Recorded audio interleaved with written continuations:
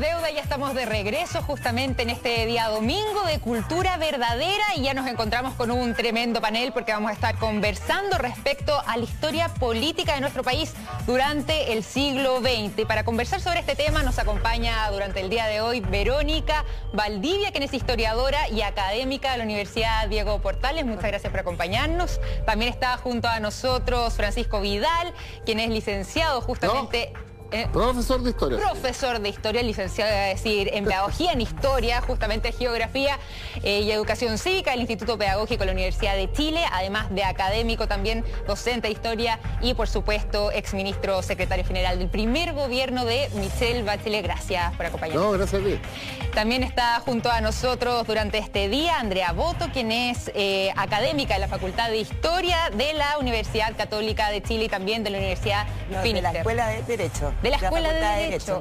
Perdón, estamos ahí con un problema menor ahí de las presentaciones. Pero ahora sí lo vamos a decir correctamente y está junto a nosotros también Cristóbal García Huidobro, quien es profesor de la Universidad Católica y de la USACH también, candidato a doctor en Historia de la Universidad de Oxford. ¿Cómo estás? Gracias, Víctor, por acompañarnos.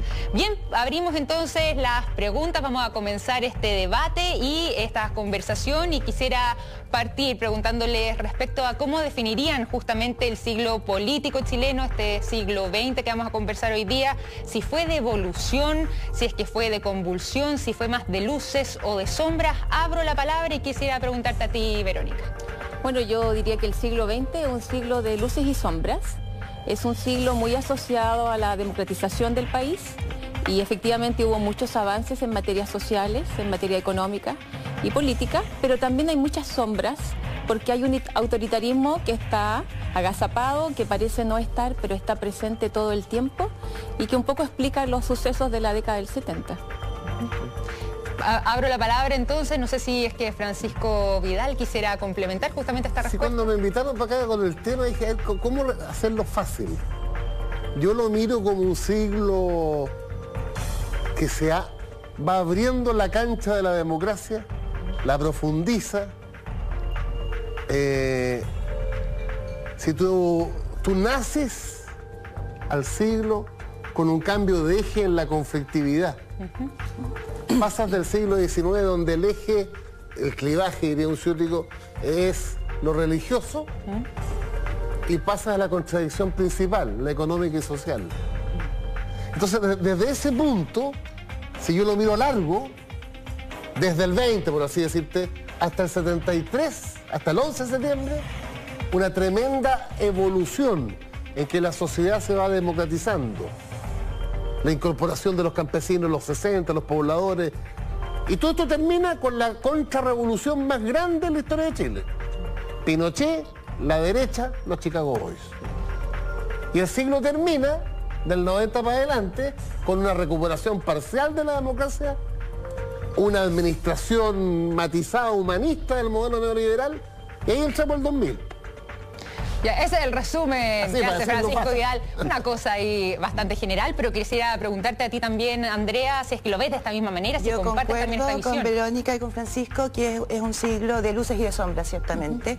Yo agregaría a lo dicho por Verónica que yo creo que es un siglo de ruptura, de quiebre súper fuerte.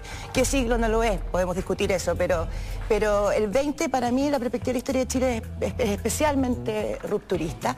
Y lo otro que agregando lo que decía Francisco, la incorporación de nuevos actores sociales. Eso es, yo creo, una característica fundamental del siglo XX, sobre todo respecto al XIX, donde la política era manejada por una élite, ¿no es cierto?, un grupo súper reducido, y lentamente, ¿no es cierto?, se van incorporando, bueno, las clases medias primero y después los sectores populares.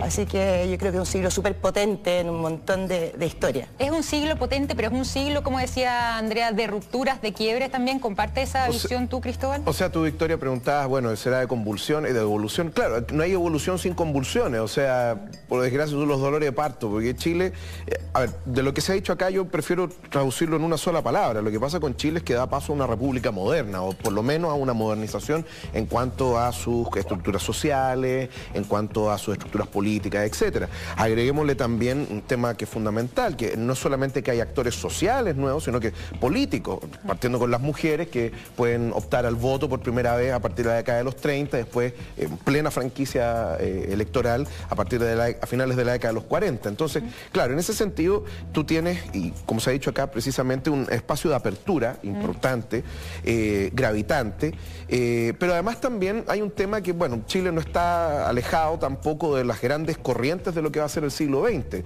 O sea, nosotros vamos a ser parte de la lucha de la Guerra Fría, convirtiéndonos de hecho en un campo de lucha dentro de la Guerra Fría, digámoslo, a partir de la década de los 70, pero incluso antes también. O sea, ya desde la década de los 30, 40, en fin, Chile se tiene que alinear en definitiva con algunos de los grandes poderes que van a gobernar o que van a, más que gobernar, van a disputarse la política mundial. Entonces, también ahí Chile tiene una participación importante y eso va a afectar también la forma en que se va a desarrollar nuestro país.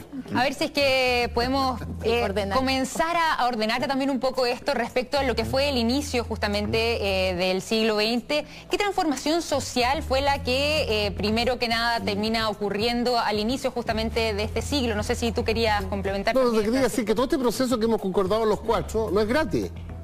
Esto costó sangre. Y mucha sangre. Y lo que te quiero decir es que, antes tu pregunta para agarrarme de inmediato, yo te diría que la Constitución del 25 en una dimensión y el Código del Trabajo del 31 ya te da una muestra de la fuerza nueva que viene. Andrea. Y agregando a eso, volviendo a tu pregunta, el gran fenómeno de comienzo de siglo en términos sociales es la cuestión social, justamente, que es la que lleva a la manifestación política, que es justamente la Constitución del 25 y en lo jurídico, ¿no es cierto? Oye, ¿nos podemos interrumpir? Por favor, de hecho esa es la idea aquí, generar conversación. No, lo que pasa es que además, con el cambio del siglo y en la emergencia de la cuestión social hay cosas que marcan hasta el día de hoy. Por ejemplo, el uso de la oligarquía, de la fuerza militar, con las matanzas, marca la relación entre las Fuerzas Armadas y el mundo popular hasta el día de hoy. Yo, a ver, ¿puedo discrepar? Por favor, Verónica. A ver, el siglo XX es el siglo de la irrupción del mundo popular y es el siglo de la revolución, finalmente. Pero acá es una experiencia que tiene mucho de avances. En Chile siempre se suele pensar que somos un país muy democrático porque efectivamente logramos resolver la cuestión social medianamente introduciendo los sindicatos dentro de la legislación. Sin embargo, se olvida decir que los que entraron en realidad fueron una minoría y la gran masa del país, todos los campesinos, las mujeres, todos los trabajadores que no estaban sindicalizados quedaron fuera de la legislación social. Es decir, la legislación, hay conciencia a principios de siglo de todos los sectores políticos de que efectivamente hay un problema social que debemos resolver. El problema es que no hay acuerdo de cómo resolverlo. Y cuando no hay ese acuerdo, los alcances de la reforma siempre son discutidos. Y entonces eso explica por qué, a pesar de que detrás de Arturo Alessandri Palma en 1920 una gran mayoría creía en las leyes sociales, finalmente derivamos en una dictadura, que es lo que está planteando Francisco. Es porque finalmente, claro, saquemos leyes. ¿Pero qué leyes? ¿Quién tiene derecho a huelga? No, bueno, esta huelga sí, esta huelga no. Bueno, en realidad el Estado debe intervenir, no debe intervenir. Entonces, los alcances de la reforma tienen un efecto sobre cuánto podemos avanzar, quiénes entran, quedan afuera, y si lo resolvemos en democracia o lo resolvemos en dictadura.